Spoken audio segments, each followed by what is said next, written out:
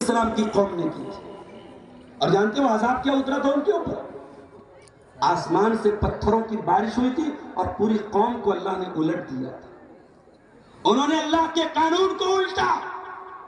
اللہ نے مرد کے لیے عورت کو بنایا ہے, شوہر کے لیے بیوی کو بنایا ہے. وہ مرد مرد کے ساتھ تعلق بناتا تھا. جب انہوں نے اللہ کے قانون کو الٹا, اللہ نے پوری بستی کو الٹ دیا. اور آج بھی عرب کے اندر وہ سرزمین موجود ہے, وہاں پہ بہت ہی گندے پانی کا سمندر اور گندے پانی کی جھیل ہے جس کو ڈیڈ سی کہتے ہیں, بحر بردار کہتے ہیں. اور جب ریسرچ کی گئی تو اس کے اندر اس بستی کے اوشیش پائے گئے, اس بستی کے باقیات پائے.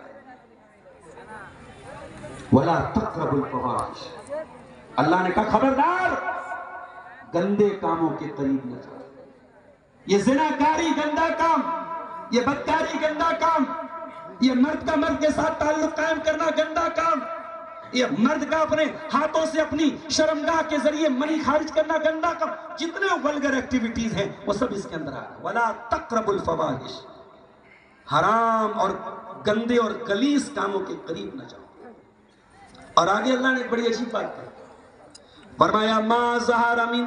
اچھا میں یہ سب بیان کر رہا ہوں, یہ یوٹیوبر سے بول دیتا ہوں, اگر کسی نے کوئی گندا تھمبنیل لگایا اور میں اس سے کوئی مطلب نہیں رکھوں گا کہ کون سے چینل کا ہے. میں اتنے سارے چینل والوں کو پہچان نہیں سکتا, اور میرے پاس کوئی کرائٹیریا نہیں کہ میں فلٹر کروں کہ کون صحیح ہے کون غلط ہے. اگر آج کی تقریر کا کوئی بھی تھمبنیل میرے پاس آیا اور لوگ میرے پاس بھیجتے ہیں, اگر ایک بھی گندا تھمبنیل آیا تو اگلے جلسے میں آپ کو بالکل اجازت نہیں ملے گی, کسی کو بھی اجازت نہیں ملے گی. تو جتنے گندے کام ہیں ان سب کے قریب مت جاؤ. ما ظہر منہا وما بطن, جو ظاہری گندے کام ہیں, جو دکھ رہے ہیں, جو اوپن ہیں, ان سے بھی بچو. وما بطن, اور جو چھپ کر کے ہو رہے ہیں, چیٹنگ کے ذریعے ہو رہے ہیں, سوشل میڈیا پر ہو رہے ہیں, بند کمرے میں ہو رہے ہیں, ہوٹلوں میں ہو رہے ہیں, پارکوں میں ہو رہے ہیں, ان تمام گندے کاموں سے بچو. ایک بے پردگی وہ ہے, لڑکی گھر کے باہر بے پردہ نکلی, ساری دنیا کو نظر آیا یہ بے پردہ ہے.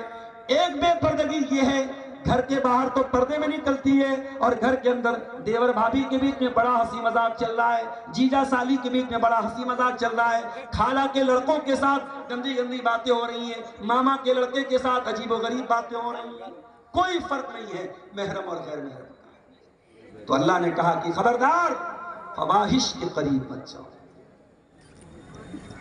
اسی لیے اللہ کے نبی کہتے ہیں کہ ابن آدم کے تمام پارٹس آف باڈی میں جتنا زنا اللہ نے لکھ دیا ہے, ابن آدم اتنا زنا کرتا ہے. آگے اللہ کے نبی نے اپنی بات کو کلیئر کرتے ہوئے فرمایا العینان زناہم النظر, آنکھوں کا زنا گندی چیزوں کو دیکھنا ہے. والاذنان زناہم الاستماع, اور کانوں کا زنا گندی چیزوں کو سننا ہے. والید زناہ البطش, ہاتھوں کا زنا غلط چیزوں کو ٹچ کرنا ہے. والرجل زناہ الخطا, اور پیروں کا زنا غلط چیزوں کی طرف چل کے جانا ہے. اللہ معاف کرے, آج ہمارے نوجوانوں میں اکثریت آنکھوں کے زنا, کانوں کے زنا, ہاتھوں کے زنا میں مبتلا ہے میرے باپ. اور اس کا انجام یہ ہے کہ شادی ہوتی ہے اور انسان اپنی بیوی کے حقوق ادا کرنے کے قابل نہیں ہے. جگہ جگہ نقلی حکیموں کے ایڈ لگے ہیں, مردانہ بیماریوں کا علاج کرانے کے لیے حکیموں کے ایڈ لگے ہوئے ہیں. حکیموں کی بڑھتی ہوئی یہ کثرت اور نوجوانوں میں پائی جانے والی یہ بیماریاں یہ بتا رہی ہیں کہ یہ گندے کام ہمارے نوجوانوں کو تباہ کر. تو یہ چار چیزیں اللہ تعالیٰ نے سورہ انعام کی آیت نمبر 151 میں بیان. اس کے بعد پانچویں چیز وَلَا تَقْتُلُوا النَّفْسَ الَّتِي حَرَّمَ اللَّهُ إِلَّا بِالْحَقِّ, اور خبردار کسی نردوش کی ہتیا مت کرنا, کسی ایسے انسان کی جان مت لینا جس کی جان لینے کا تم کو ادھیکار نہیں ہے. میڈیا والوں تک اگر بات پہنچے تو پہنچا دینا.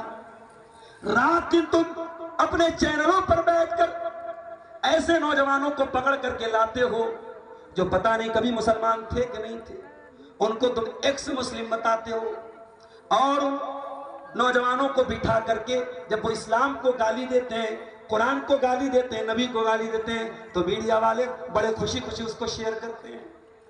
اور اسلام کا ڈیفنس کرنے کے لیے ایسے داڑھی اور ٹوپی والوں کو بلایا جاتا ہے نیوز چینل پر، جن کو کچھ آتا جاتا نہیں ہے، 1500 روپے کے لیے وہ چینل پہ جاتے ہیں اور اپنی بھت کرواتے ہیں اور اسلام کو اپمانت کرواتے ہیں۔ میڈیا والوں، اگر دم ہے اور ہمت ہے تو کبھی اپنے چینلوں پر ان مسلمانوں کو بھی لاؤ جو کبھی غیر مسلم تھے اور اب انہوں نے اسلام قبول کیا، ذرا ان سے بھی پوچھو کہ انہوں نے دوسرے مذہب میں کیا کمی دیکھی اور اسلام کے اندر انہوں نے کیا خوبی دیکھی۔ اور ہمارا عقیدہ سن لو، ہم اپنے آپ کو اس لائق نہیں سمجھتے کہ ہم اسلام کو بچا سکیں۔ دنیا والے اپنے دھرم کو بچانے کے لیے یاترائیں نکالیں، اپنے دھرم کو بچانے کے لیے جلوس نکالیں، مسلمان کو اپنے دھرم کو بچانے کے لیے کوئی جلوس نکالنے کی ضرورت نہیں۔ یہ ہمارا دھرم نہیں ہے، اٹس ناٹ اور ریلیجن، یہ ہمارا دین نہیں ہے، یہ اللہ کا دین ہے۔ اور شاعر کہتا ہے، نور خدا ہے کفر کی حرکت پہ خندہ زن، پھوکوں سے یہ چراغ بجھایا نہ جائے۔ جتنا اسلام کو دباؤ گے اتنا اسلام اور ابھرے گا۔ اور قرآن کہتا ہے، یریدون لیطفئوا نور اللہ بافواہہم واللہ متم نورہ ولو کرہ الکافرون۔ تم اسلام کو بجھانا چاہتے ہو، اسلام کی شمع اور روشن ہوگی، اسلام اور ابھرے گا جتنا تم اس کو دباؤ گے۔ قرآن کیا کہہ رہا ہے؟ کسی نردوش کی ہتیا نہیں کرنا۔ سورہ انعام کی آیت نمبر 151 ہے، اللہ 10 باتوں کا حکم دے رہا ہے، اور 10 باتوں میں یہ 5ویں بات ہے، don't murder any one, don't کل اینی ون، کسی کی ہتیا نہ کرنا، کسی کو قتل نہ کرنا۔ انسانی جان کی ویلو اسلام سے زیادہ کسی اور دین میں نہیں ہے۔ اگر کسی نے کسی کا مرڈر کر دیا اور جس کا مرڈر کیا ہے وہ بے قصور تھا، تو اسلام میں سزا کیا ہے؟ قاتل کی سزا قتل ہے، اور اسلام میں اس سزا کو قصاص کہا گیا۔ جس دیش میں، جس علاقے میں، جس شہر میں یہ قانون لاگو ہو جائے کہ قاتل کی سزا قتل ہے، وہاں چلتی گاڑیوں میں گولیاں نہیں چلیں گی۔ آپ کے بہار میں الیکشن کے دوران گولیاں چلی ہیں اور لوگوں کو قتل کیا گیا ہے۔ جان سستی ہو چکی ہے میرے بھائیوں۔ چند روپیوں کے لیے کوئی بینک سے 1 لاکھ روپیہ نکالتا ہے، گنڈے اس کا روپیہ لینے کے لیے اس کی جان مار دیتے ہیں۔ انسانی جان اتنی سستی ہو چکی ہے، اسلام میں جان بہت قیمتی ہے میرے پیارے ساتھی۔ تم کہتے ہو اسلام آتنکواد سکھاتا ہے، ارے اسلام دین رحمت ہے، اور میرے نبی رحمت للعالمین ہیں، اور میرا رب رحمان اور رحیم ہے، اور میرے دین میں آتنکواد کے لیے کوئی جگہ نہیں۔ اس کے بعد آیت نمبر 152 کی طرف آ جائیے۔ 5 چیزیں ہو گئی۔ چھٹی چیز، وَلَا تَقْرَبُوا مَالَ الْيَتِيمِ إِلَّا بِالَّتِي هِيَ أَحْسَنُ، کسی یتیم کے مال کے قریب نہ جانا۔ کوئی بچہ جو اناتھ ہو گیا ہو، جس کے پتا کا انتقال ہو گیا ہو، جو بیچارہ یتیم ہو گیا ہو، اس کی پراپرٹی کو، اس کی زمین کو، اس کی جائیداد کو، اس کے پیسے کو ہڑپنے کی کوشش نہ کرنا۔ یہاں تو ہمارا حال یہ ہے، کشتی ہماری ڈوبی، پانی جہاں پہ کم تھا، ہم کو تو اپنوں نے ہے لوٹا، غیروں نے کہا۔ بھتیجا یتیم ہوتا ہے، اس کی زمین اور جائیداد پر سب سے پہلے چچا جو ہے ناک کی طرف فن مارتے ہیں۔ آج یتیم کا حق پہلے اس کے اپنے مارتے ہیں، اس کے گھر والے اس کا حق مارتے ہیں۔ اور کتنے بے غیرت ایسے ہیں، یتیم کے مال پہ پیسہ منگاتے ہیں اور اپنے پیٹ میں بھرتے ہیں۔ ایسے حرام خوروں کے لیے قرآن کی آیت موجود ہے، ان الذین یأکلون اموال الیتامی ظلما انما یأکلون فی بطونہم نارا، جو یتیم کا مال کھائے گا ناجائز طریقے سے، وہ اپنے پیٹ میں جہنم کی آگ بھرے گا۔ اگر آپ کوئی یتیم خانہ چلاتے ہیں، کوئی ادارہ چلاتے ہیں، کوئی بنات چلاتے ہیں جہاں یتیم لڑکے پڑھتے ہیں، یتیم لڑکیاں پڑھتی ہیں، ان کے نام پہ چندہ لے رہے ہیں، ان کے نام پہ دان لے رہے ہیں، بہت ہوشیار رہنا، بہت خبردار رہنا، بہت الرٹ رہنا، ایک ایک پائی کا حساب رکھنا، ورنہ قرآن کی آیت یاد رکھنا، ان الذین یاکلون اموال الیتامی ظلما، جو یتیم کا مال ظلم کر کے کھائے گا، انما یاکلون فی بطونہم نارا، وہ اپنے پیٹ میں جہنم کی آگ۔ اور ایک بات بولوں، سیمانچل میں اتنے جلسے ہیں، کہ میں ڈیلی اگر تاریخ دوں تو شاید میں دے سکتا ہوں، مگر میرے پاس وقت نہیں ہے۔ آپ دیکھ رہے ہیں کہ میں 10 دن کے اندر 10 بار آ رہا ہوں مجبوری کی وجہ سے، اتنے جلسے ہو رہے ہیں، لیکن آپ کبھی غور کیجئے کہ کوئی برائی میں کمی نہیں آ رہی ہے، کوئی سماج میں بگاڑ دور نہیں ہو رہا ہے۔ کیوں؟ کیونکہ دل بہت کٹھور ہو چکا ہے، اور دل کی کٹھورتا کو دور کرنا ہے تو نبی اکرم نے کیا علاج بتایا تھا؟ ایک صحابی آئے، کہا اے اللہ کے نبی میرا دل بڑا کٹھور ہے، میرا دل بڑا سخت ہو گیا ہے، اے اللہ کے نبی کوئی ٹریٹمنٹ بتا دیجئے، کوئی علاج بتا دیجئے۔ نبی نے فرمایا اگر دل کی کٹھورتا کو دور کرنا ہے تو امسح برأس الیتیم، کسی یتیم کے سر پہ محبت سے ہاتھ پھیر دینا، کسی یتیم کے سر پہ محبت سے ہاتھ پھیر دینا۔ اسی کٹیہار کے کولاسی چوک میں ایک صاحب سے ہماری ملاقات ہوئی، اپنے تمام بیٹوں بیٹیوں کو وہ علم دین سکھا رہے ہیں، اور 3 یتیم بچیوں کو بھی الگ سے وہ دین کی تعلیم دے رہے ہیں۔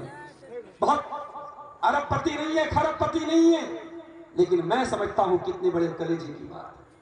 آج ہمارے ہاں کتنے کروڑ پتی ہیں، ان کو یہ توفیق نہیں ہوتی، حرام چیزوں میں خود پیسہ بہاتے ہیں۔ ارے ہو سکے تو کسی یتیم کو پال لو، ہو سکے تو کسی یتیم بچے کی پڑھائی اپنے ذمے لے لو۔ میں خود مدرسے میں پڑھاتا ہوں اور میں جانتا ہوں کتنے بچے ہوتے ہیں جو بیچارے غریب ہوتے ہیں، یتیم ہوتے ہیں، صرف اپنے فیملی بیک گراؤنڈ کی وجہ سے، اپنے غریب ماں باپ کی وجہ سے، یا فیملی میں کوئی نہیں ہے اس وجہ سے بیچارے پڑھائی چھوڑ دیتے ہیں۔ میرے بھائیوں، اگر دان کرنا ہے، اللہ کی راہ میں دینا ہے، مسجدیں بنواؤ، مدرسے چلاؤ، لیکن دان اور خیرات کا ایک ذریعہ یہ بھی ہے کہ آپ یتیموں کا خیال کرو، کسی یتیم کی پرورش اپنے ذمہ لو۔ تو یہ ہو گئی چھٹی چیز۔ 4 چیز اور بیان کرنی ہے۔ اس کے بعد فرمایا وَلَا تَقْرَبُوا مَالَ الْيَتِيمِ إِلَّا بِالَّتِي هِيَ أَحْسَنُ حَتَّى يَبْلُغَ أَشُدَّهُ، یتیم کے مال کے قریب نہ جانا جب تک وہ یتیم بالغ نہ ہو جائے۔ جب یتیم بالغ ہو گیا، جوان ہو گیا، اپنے پیروں پہ کھڑا ہو گیا، اس یتیم کا مال اس کے حوالے کر دینا، اس کے مال میں ہیر پھیر نہ کرنا، اس کے مال میں کوئی 420 نہ کرنا۔ اس کے بعد 7ویں چیز فرمایا وَأَوْفُوا الْكَيْلَ وَالْمِيزَانَ وَأَوْفُوا الْكَيْلَ وَالْمِيزَانَ بِالْقِسْطِ، اور جب سامان تول کے دینا اور ناپ کے دینا تو برابر برابر تول کے دینا، کسی کے ساتھ بے ایمانی نہ کرنا، کسی کے ساتھ انیائے نہ کرنا۔ اگر تم بزنس کر رہے ہو، کاروبار کر رہے ہو، کسی کو نقلی مال نہ بیچنا، کسی کے ساتھ دھوکہ دھڑی نہ کرنا، ناپ اور تول میں کوئی کمی کوتاہی نہ کرنا۔ میرے پیارے بھائیوں، آج بھارت کی سرزمین پر حالات ہمارے لیے تنگ ہو رہے ہیں، مشکلیں ہمارے لیے کھڑی ہو رہی ہیں، مگر اللہ کا قرآن ہم کو راستہ بتا رہا ہے۔